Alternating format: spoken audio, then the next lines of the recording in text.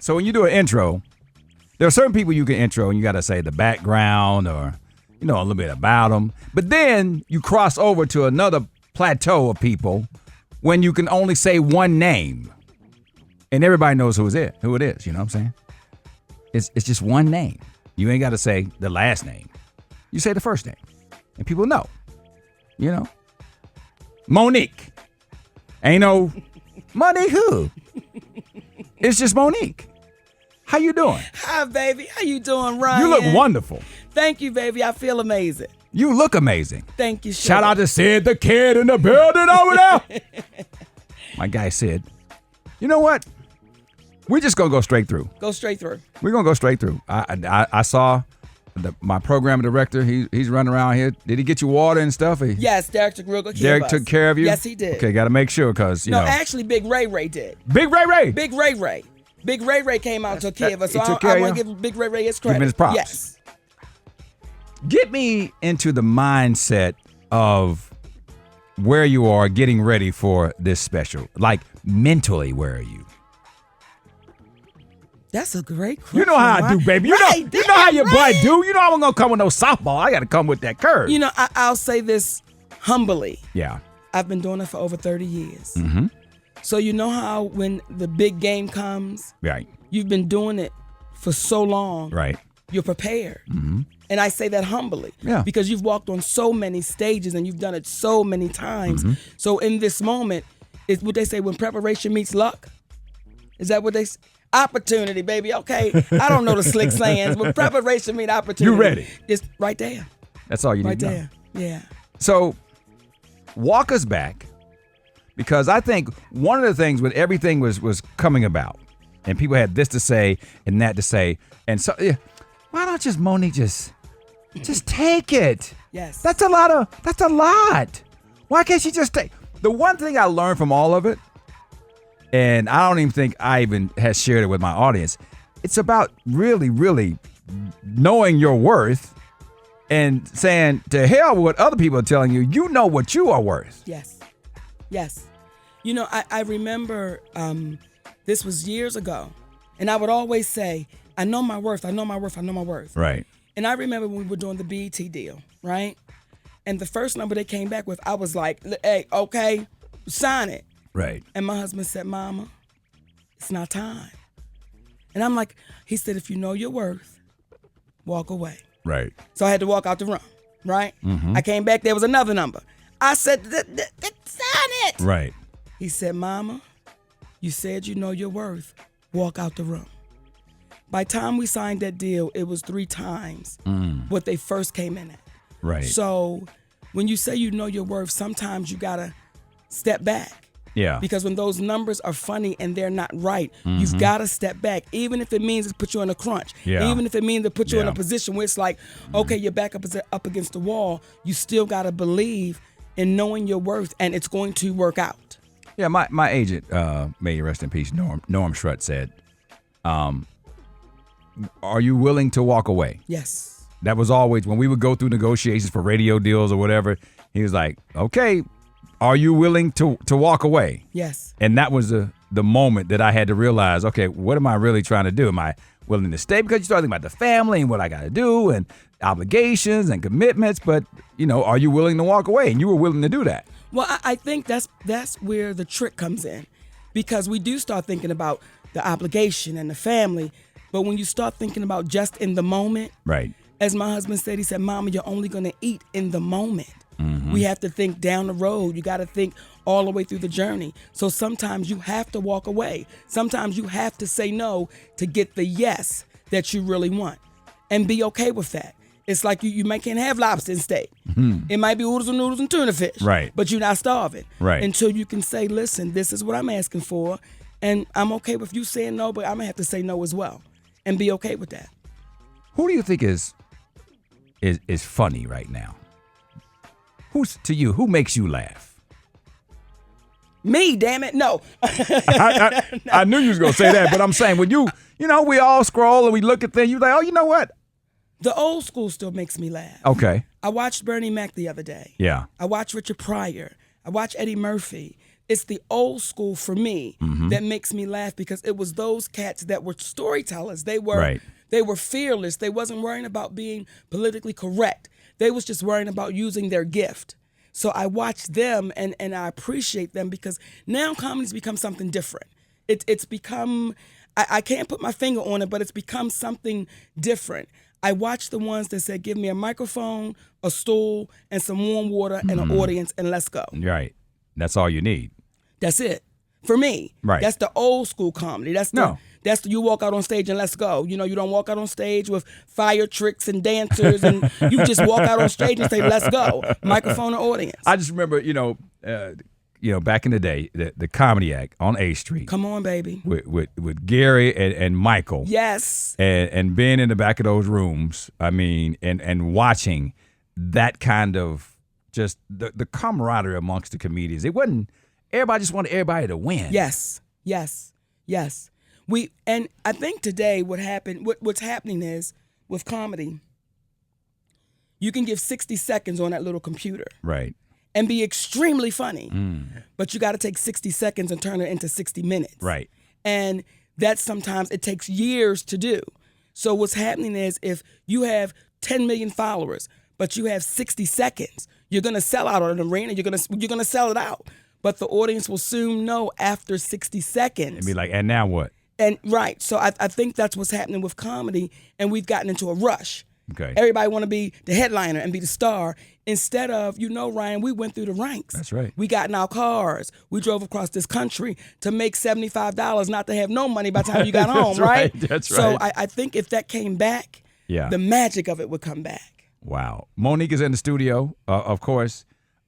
Legendary performances. You got deep roots here in the A. Come on, baby. You did a lot of stuff here now. Chit chat. Come on. Diamonds and pearls.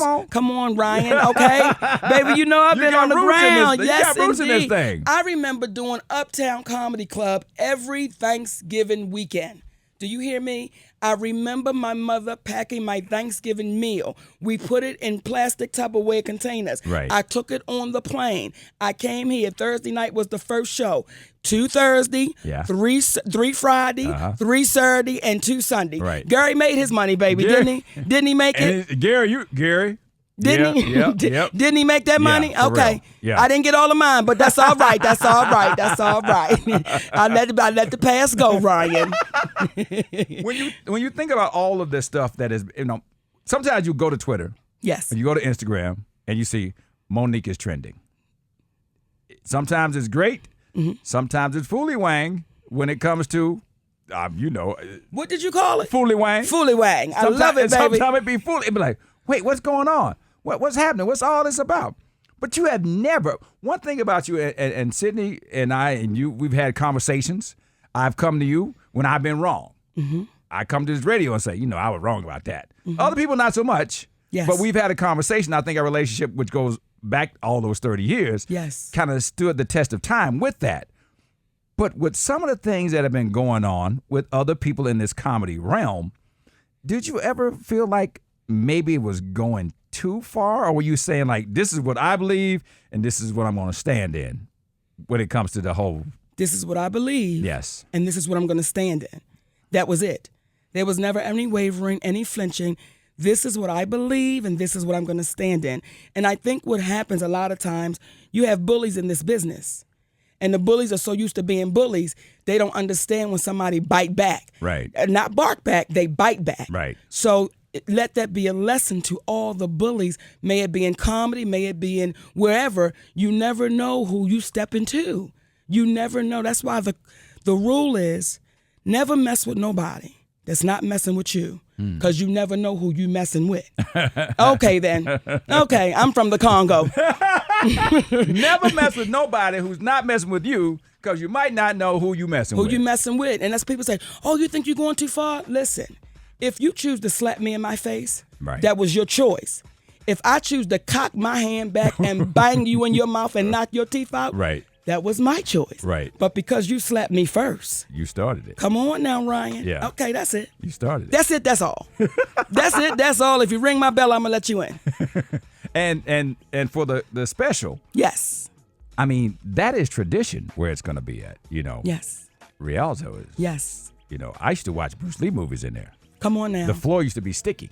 Well, okay, I hope that this time, Ryan, Well, I mean, I've they been in done there scrubbed since up then. the floors. What I'm saying, when I was a little kid. Okay, You know, we okay, went to Ryan watch got to Bruce Lee throw in the movies. sticky You know, floor. Okay. Because that's how we watched Now, it. Ryan, wait a minute. You know now, it was right. You said, now oh, yeah, you that's ain't have to coke. throw in the That's right. sticky floor. That's coke. Because the That's sticky right. floor make us nervous, okay? Sticky floor be like, I'm not going to wear my good shoes there because they might stick to the floor. Don't throw in the sticky floor. Okay. Back in the day, Yes. I'm sure the floors are very clean now. Thank you, Ryan. Now, have you done all kinds of sets to come up to this? Because we had it on somebody the other day, and they was like, you know, I'm practicing when I go and do these other places. Or have you, you sat down with and just how'd you come up with this with your set today? Sid and I Yeah, sat down. yeah, And keep in mind, when you are doing a special or you're doing touring, every time you go on stage, you're working out. right. Every time you go on a stage, you are working out for that show, whatever that show is. Mm-hmm. So I've been working on this special for years. For years. So when that moment happens, you've been working on it for years. So what we've done is gone and refined it and put the little detail in it and put the little oomph to it. And so, October 29th, I'm really excited about it because you're talking about two people from 10th grade that sit next to each other at 14 years old. And that's the man I'm married to right now. Right. That's the man who we sat down and wrote this Netflix special with. So I'm excited for that night that we'll look at each other. And then people have stuff to say about Sydney too, though. What they got to say. They always got something to say. Baby, don't do it. They always got to Don't say. see it. Okay, You know, I'm good with them saying stuff about me. I'm okay. But when you But start he going to my know, family, he baby, I know. balls my fists out. That's my guy. I bites. I spit. I scratch. That's yours. You serious about yours right there. All of them. Come on. All of them, Ryan. Yeah. Well, if she wouldn't be listening to that, Sydney. Isn't that what they said? You know it. That's and listen, I heard that so much, Yeah. right? It's her husband. It's her husband. Yeah. That husband of hers. It is that husband of mine. It is my husband, baby. And I say that with honor and reverence and pride. It is my husband that is standing right by my side through all of this journey. It is my husband. And I think what happened was oftentimes we don't see the husband standing. Right. Because oftentimes there is no husband to stand. Uh-oh. So when they saw my husband standing, it looked unfamiliar. What is this black man doing? What is going on? I remember one time Steve Harvey said, you got your wife out here looking like she's crazy. Sid said, why? Because she's standing up for herself? Is that what looks and appears crazy? Yeah. Well, I'm going to stand right with her. So as crazy as y'all think she look, I'm going to be crazy right with her. So when they said that husband of hers, I take it as a compliment. Because I got the best man on the face of this earth for me. Okay. So they're right. That husband of mine. And it's called My Name is Monique on October 29th, that Netflix comedy special, because that husband of mine stood right there next to me when we had to file that lawsuit to say this was not right. It was that husband of mine that sat next to me when we sat with Netflix and we settled the case. It was that husband of mine. I think that's what we should call the title. The That special, husband baby. of mine. That husband of mine.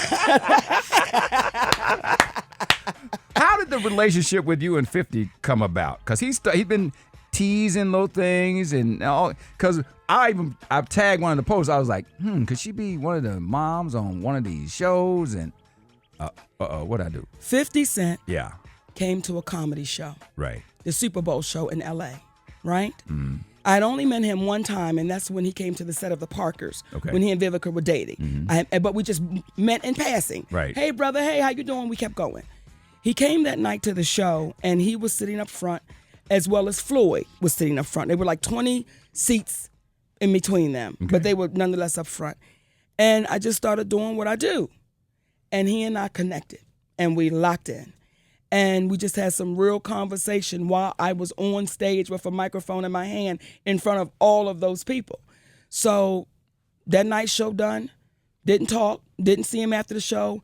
3 weeks later, he began to post things. Didn't call me up and say, he just started posting. Right. I DM'd him. I said, hey, baby, Sid and I appreciate what you're doing because you don't have to do that. Right. Let me give you a call. We talked that day, and it's been big sis, little brother ever since. That's pretty much what it is. Yeah. And I tell people, I say, that cat is pure at heart, and he's principled.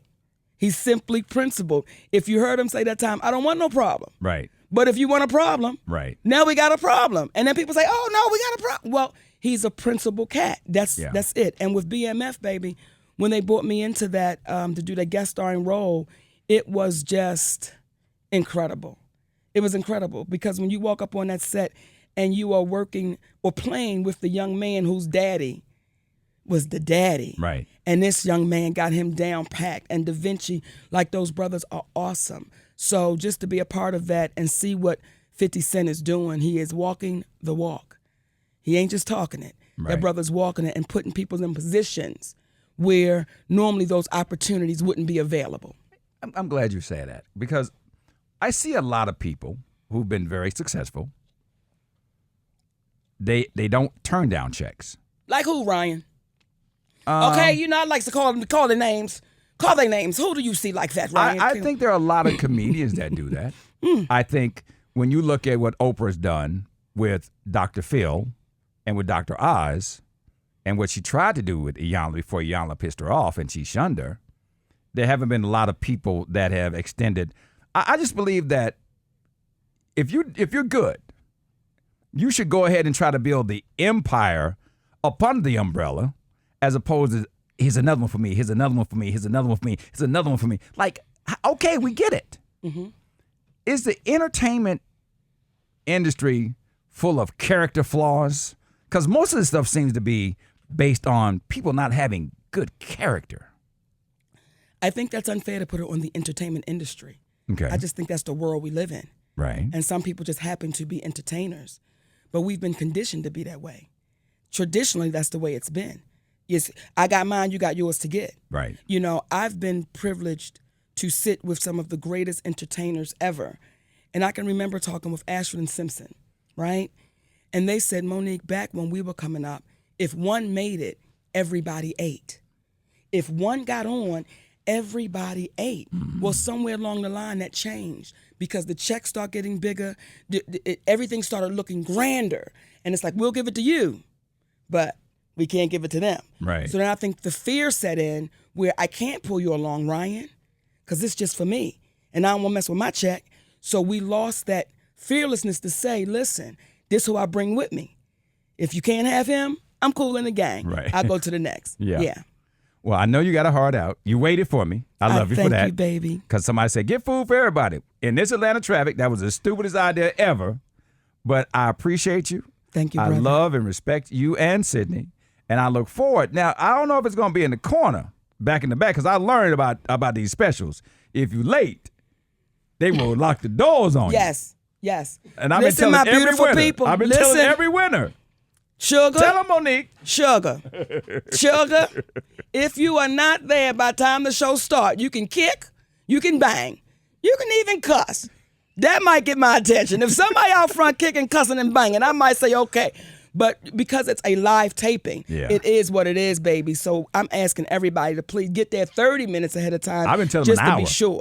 Come on, Ryan, an hour. And just know, too, they locking up everybody's phone. I told them. Okay, yeah, because they filming and taping everything. Right. Everything they filming and taping. They be like, well, I heard that joke last week. Well, that's your business. I wasn't there. I was in Kansas City. Right. Now, because you filmed it and it got to Charlotte, that's not my business. That's on you. That's on you. Yes. Congratulations. Thank you, Ryan. Always standing in your truth. Thank you. Always. Brother. Proud of you. Proud love of you too, baby, and I love you back.